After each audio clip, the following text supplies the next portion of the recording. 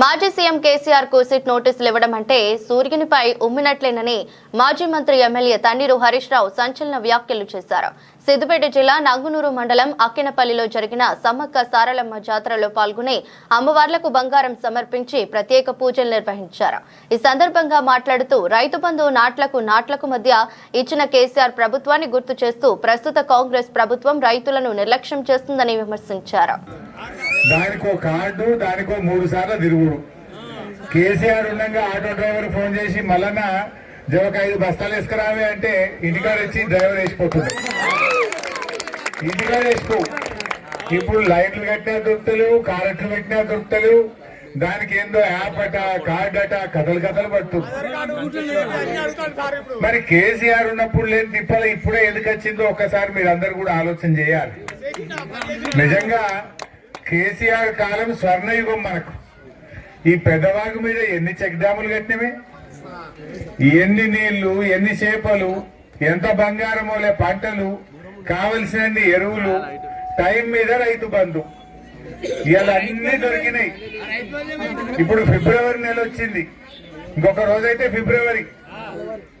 మరి జనరల్ గా రైతు బంధు అంటే కేసీఆర్ ఎప్పుడు ఇస్తుండే? నాట్లకు కేసీఆర్ ఇచ్చాడు. రేవంత్ రెడ్డి వచ్చినాక ఓట్లకి ఇస్తా అంటుండు. మన సర్పంచ్ ఎలక్షన్ అప్పుడు వేసిండు. ఇప్పుడు మున్సిపాలిటీ ఎలక్షన్ ఉంది కదా, నంగునూరులో లేదని ఇస్తలేడు. మున్సిపాలిటీలకు భూములు ఉన్నాయి అని ఎగబెట్టిండు.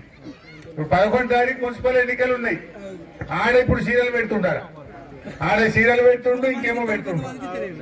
అప్పుడేమో సర్పంచ్ ఎన్నికలు అప్పుడు వేసిండు. ఇప్పుడు యాసంగికి ఇప్పుడు ఫిబ్రవరి నెల వచ్చింది. నారు పోస్తేమి, నాట్లు వేస్తేమి, ఇప్పుడు కలుపు తీస్తేమి, ఇక యూరియా ప్రైజ్ అల్లబడితే ఇంకెప్పుడు ఇస్తామైనా ఆయన రైతు బంధు? రైతు బంధు అనేది ఇప్పుడు ఫిబ్రవరి నెల వచ్చినా ఇంకా దిక్కులేని పరిస్థితి ఉన్నది. అంతేకాదు ఎరువులు దొరకాయి. వానకాలం అమ్మిన వడ్లకి ఇంకా కట్టే కాలువలు అవే. ఇంకా కాలువలు అయితే మట్టి తీసి తుంగ తీసే తెలివి కూడా లేకపోయి కాంగ్రెస్ వాళ్ళకు.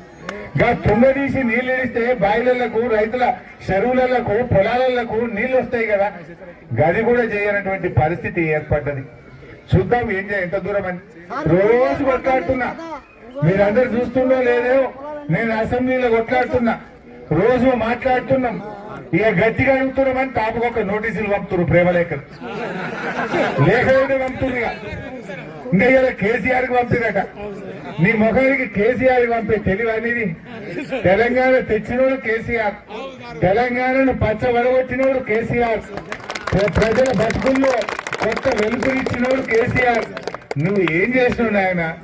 ఏదైనా కేసీఆర్ కు నోటీస్ ఇచ్చుడంటే సూర్యుడి మీద ఉమ్మేసినట్టే కదా. కేసీఆర్ లాంటి మనిషి దొరుకుతాడా?